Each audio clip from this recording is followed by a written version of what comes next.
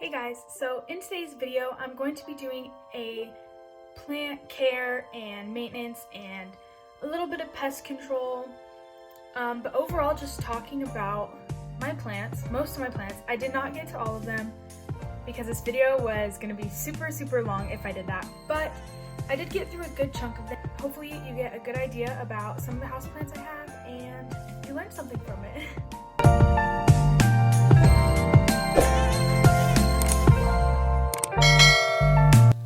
So today I'm using these clippers. I am cleaning them just because if I do end up needing them to cut off any dead branches, they won't be dirty. And I'm using mosquito bits to help with the fungus gnat problem I have.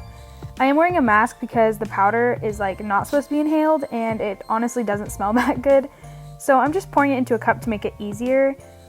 This is what I use to catch fungus gnats now, which are these sticky traps, which they're kind of gross to just have sticking out of your plants, but they work for now. But I'm trying these mosquito bits.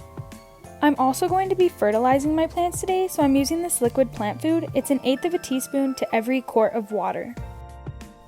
So up first is this green Syngonium Podophylum. I got it from my boyfriend's grandma and it only had 2 leaves, so I propagated it in water and now it's a full plant. So first I sprinkled some mosquito bits on top of the soil, and I'm using a wooden chopstick to sort of aerate the soil. This can help break up any hard pockets of soil, and it also helps ensure that you get a good distribution of moisture. So now I'm using that fertilized water mixture to water my plant. Also, when I'm aerating the soil, I'm making sure not to push too hard because I don't want to damage any roots. So up next is my Monstera Adansonii. I keep her in a pretty solid, bright, indirect light situation. Here I am aerating the soil, and then I'm going to be adding the mosquito bits on top, and then I will water with the fertilization mixture. But she's been doing really well, and she shoots off a new leaf about every week, so I'm super thankful for that.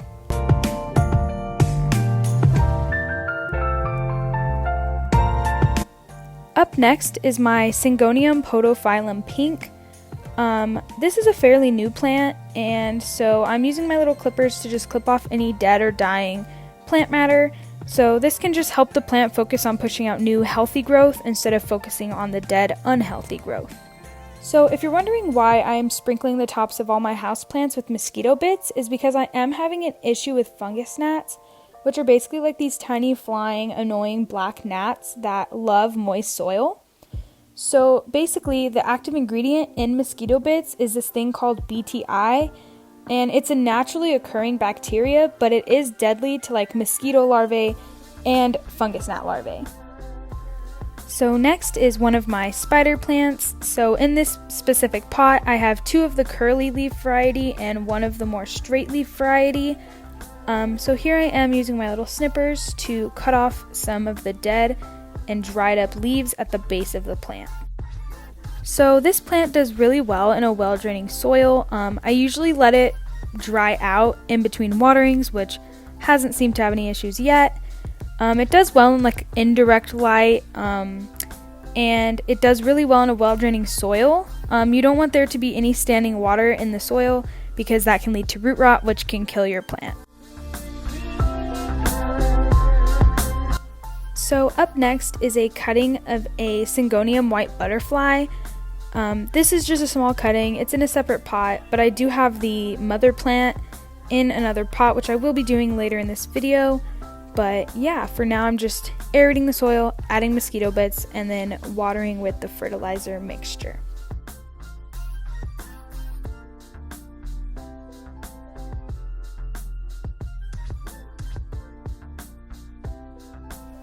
So this is a Syngonium white butterfly. This is not the one the last cutting came from. That one is next, but this one does have more green in the leaves than the next one.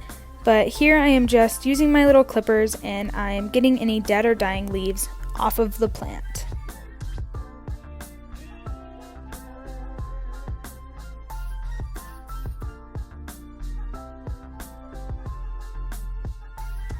I pretty much care for all of my Syngoniums in the same way. I allow the soil to dry out in between the waterings, and I do give them a good soak when it is time to water. But other than that, I do give them bright and direct light, and they seem to be thriving for me. Up next is the Syngonium white butterfly that the cutting came from. This is the mother plant, and as you can tell, she has a lot more white coloration in her leaves than green as compared to the one I did right before her. So yeah, I think it's pretty cool that they were labeled as the same thing at the same store, but they're just so much different in the variety.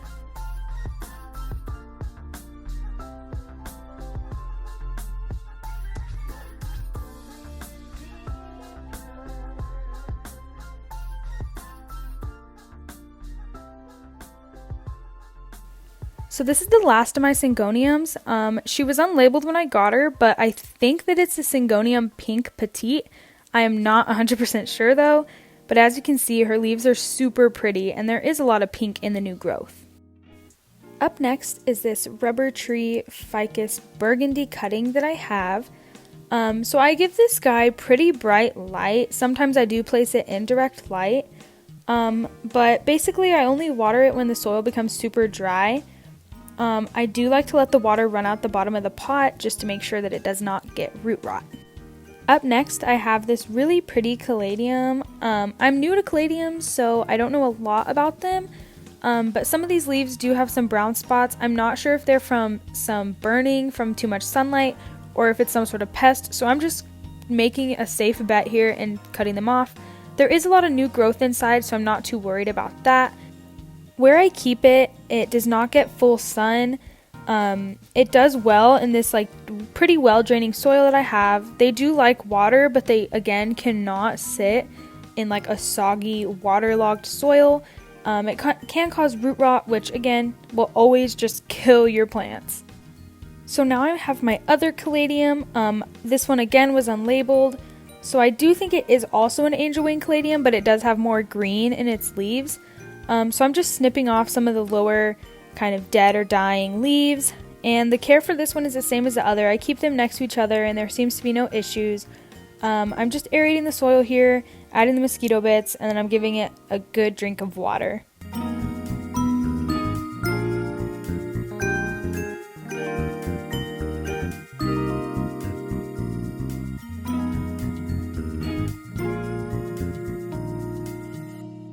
Up next is my Aglaonema, or it's also called the Chinese Evergreen. I got this plant from my grandma. She has a huge pot full of it, so she gave me a couple little plantlets to start. So here I am aerating the soil, and I'll be adding the mosquito bits and water per usual.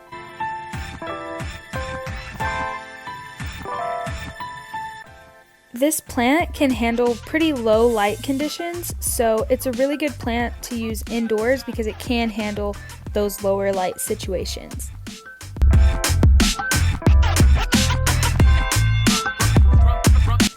So next is my Philodendron Hope, which is super fitting because Hope is my name. So these plants are tropical plants, so they do like humidity, so I do keep it pretty close to my humidifier.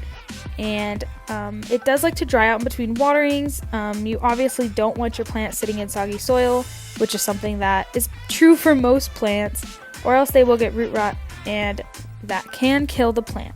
So here I'm just taking off some yellow leaves, which not only helps just the overall look of the plant, but also can help the health of the plant. I keep this guy in pretty bright indirect light, but they can get super huge, so just keep that in mind if you're interested in this plant.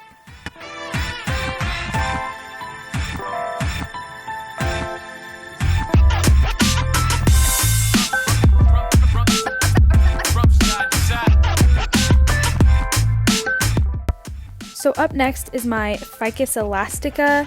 I believe that it's a ruby, but I'm not 100% sure. It was unlabeled when I got it, so you know that kind of sucks, but it does have this section right here that is like completely non-variegated, and if you look down towards the base, it's like, it looks like it's connected to the main branch that is variegated. So I'm taking some of the dead leaves out here, but it is kind of strange. I don't really understand how that works, but maybe if you know, you could comment. But yeah, I really like it. I think it gives it personality, and it's just overall a great plant. I give this guy bright and direct light, and I keep his soil moist but not soggy. So up next, I have this small Dracaenia. I believe that it's a lemon surprise, but I do keep this guy in medium to bright light, and I let the soil dry out in between waterings, and I seem to be having pretty good success with that.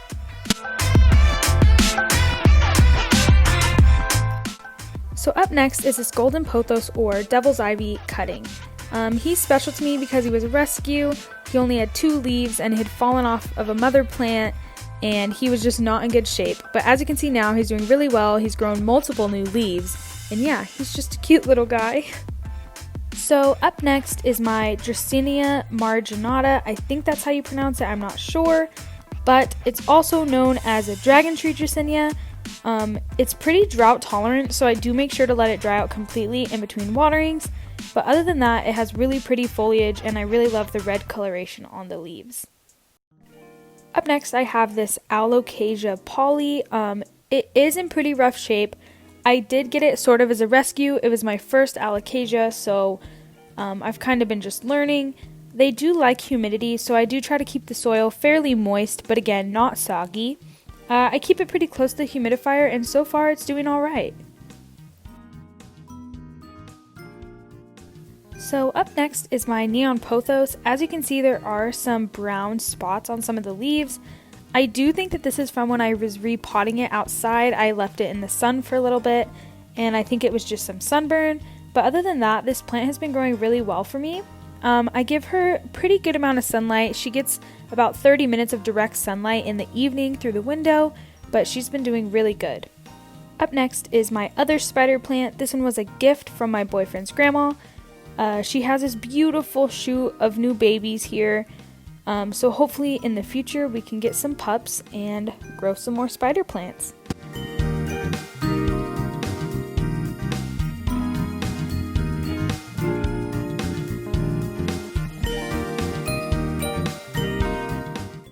Up next, I have a Parlor Palm. I have 2 of these, so I'm just going to be showing one.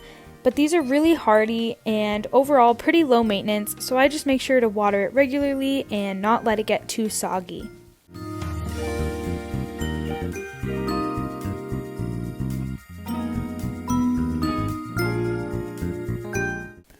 Up next is my Hoya Carnosa. I keep her hanging above my window. She does get pretty good light, but I don't let her get too much indirect light. They do like to be a bit root bound, so that's why I have not repotted her yet. They do also have an issue. They can be a little sensitive to too much water, so you do want to make sure you have a really well draining soil. This is my Scindapsus pictus, or satin pothos. As you can see, she's being a bit dramatic. Their leaves tend to sort of curl in on themselves a bit when they need some water, so I'm taking this opportunity to make sure to give her lots of water. Here I'm just taking off any dead leaves, aerating the soil, and then adding in the mosquito bits.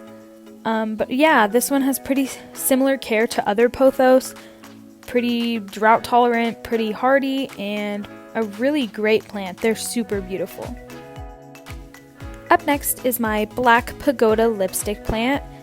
She's fairly new, so I'm still kind of getting to know her, but she's been doing pretty well in bright and direct light, and I allow her to dry out in between waterings. I've never had a lipstick plant before, so she's definitely a bit of an experiment, but I really love the coloration on her leaves. They're super waxy, and they have like a really cute design. I think they kind of look like turtle shells, but yeah, overall, I really love this plant.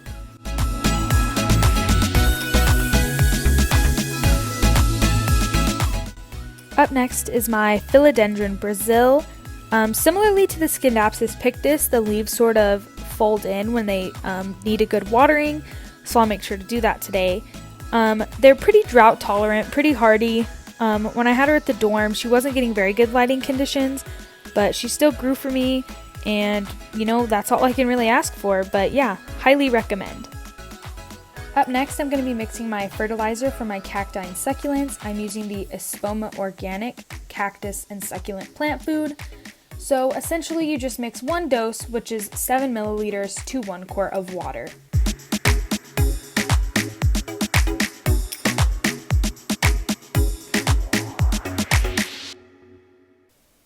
So up first, I have this small cacti. I believe it's a barrel cacti, but I'm not quite sure. I'm aerating the soil and watering it with the fertilizer mixture. And I know it's not in a proper container, but it's been in here for like 3 years and doing fine. Up next is the zebra Haworthia I have. I've had this guy for a while and it's been doing really well. They're super drought tolerant, super hardy, and this one started off as a main plant and now has a pup growing on the left. Up next is another Haworthia I have.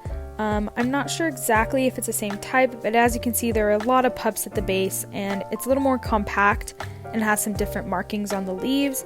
But again, this has super similar care to the other one, super drought tolerant and really easy to care for as long as you give it good light and make sure that it doesn't get root rot.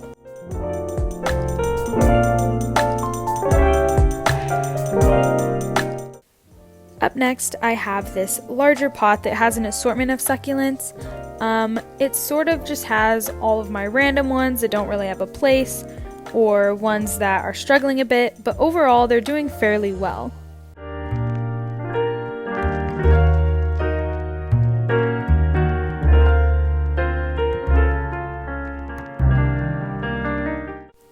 So up next, I have this Sedum Burritos tail succulent. This one is honestly giving me quite a lot of trouble since I got it. I'm using these little tweezers to pick up any fallen leaves. These things are super delicate and like the smallest touch can knock leaves off, so I'll be saving those leaves to propagate later. But basically this guy, I mean it's growing, but it hasn't given me much growth, but I mean I still love it and I think it's beautiful. With any and all cacti and succulents, you really want to make sure they're in a well-draining soil because that is like the #1 killer of succulents is overwatering and root rot. I've definitely learned my lesson with that one, but over, the time I've been keeping these types of plants, I've definitely learned to keep them in a well-draining soil and not to overwater them. And honestly, it's really helped me get some successful plants growing.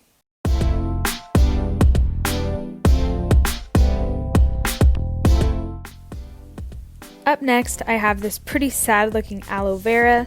There are 2 plants in this pot, but I have had it for about 2 or 3 years now, and I just go back and forth between like overwatering it, underwatering it, and like I just can't seem to make it happy, but I still love it. So up next, I have this succulent. It's just a top that I beheaded from a leggy one, but as you can see here, this little white, I believe that it's Mealybugs, which I really want to make sure I get under control because they can spread pretty quickly. So I'm using this neem oil spray to help treat it, and I will throw up the measurements of what's in it up on the screen so you can see, but other than that, I'm just treating it and watering it. So up next, I have this Crassula ovata or jade plant succulent, and as soon as I tried to start aerating it with the chopstick, I realized that the dirt is super hard and it's a bit root bound, so I gathered what I needed and I headed outside to repot. So once I got outside and I got the plant out of the pot, I realized that the soil is super compacted and almost rock hard. This can be a killer of your succulent because it can not only trap water inside, but it can also keep water from getting in. So either way, it's just a super bad situation. So here I separated out the plants, which I had to do off camera because I couldn't hold it, but I basically potted half into one pot and then realized that I had still half the plant and potted it into another pot.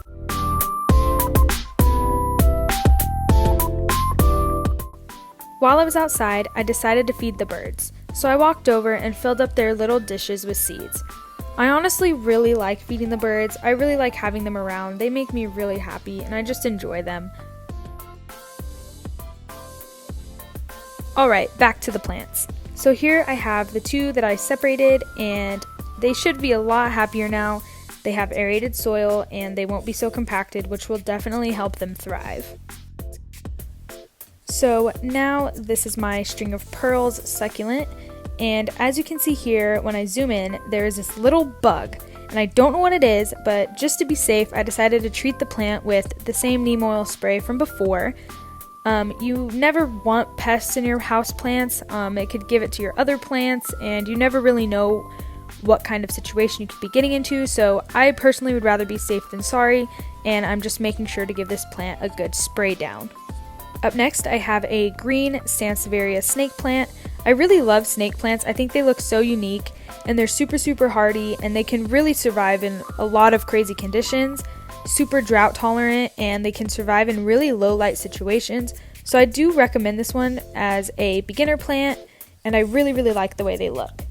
This is a smaller version with more yellow coloration, and again, super drought tolerant, super hardy, and a great plant.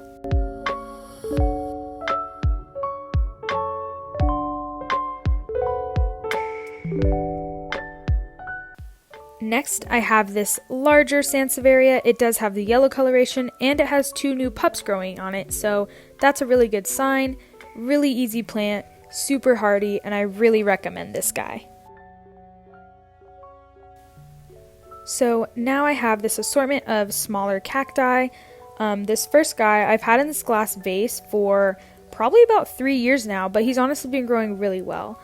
I'm using these tweezers to aerate the soil just because the chopstick was kind of too large to fit, but overall he's doing really well.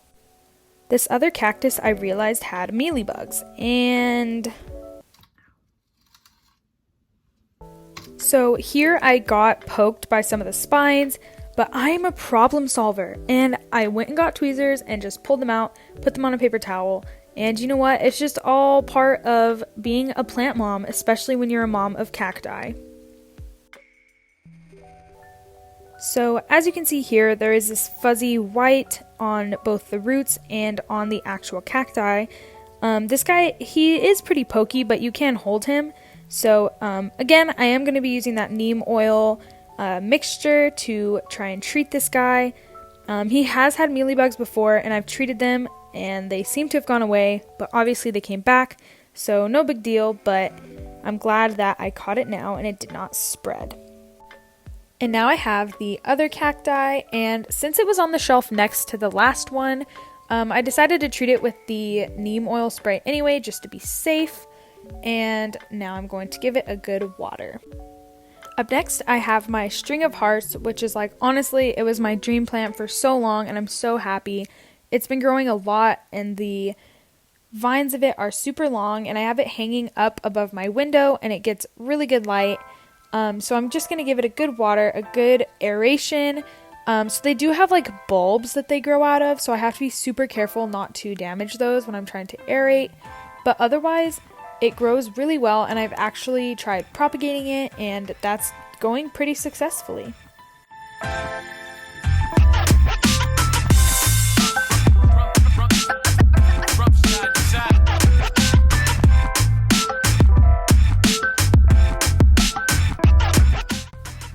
Next, I have this pot of Sedum Succulents, and I really like these guys. They're growing really compact. I make sure to give these guys pretty bright sunlight. It is a little bit more difficult to grow succulents indoors when they aren't getting enough light, but overall he's growing really well, and I just let this guy dry out completely in between waterings. Next, I have my Monstera Deliciosas. This is my smaller one, and as you can see, its newest leaf has its first fenestration. These plants are tropical plants, so they do like to be in moist soil but not soggy. You can give them root rot if you water them too much. So I'm making sure to coat them really well with mosquito bits because these are pretty prone to getting fungus gnats in the soil. This is my larger Monstera, and as you can see, these leaves are huge and they're growing really well. They really like this like indirect light that they get from this window, and overall I'm really happy with them.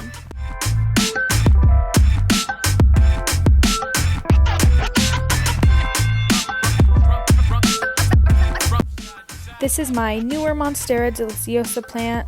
It is a lot more compact. It does have a lot of new growth, and here I am aerating the soil and again doing the same process of mosquito bits and fertilized water.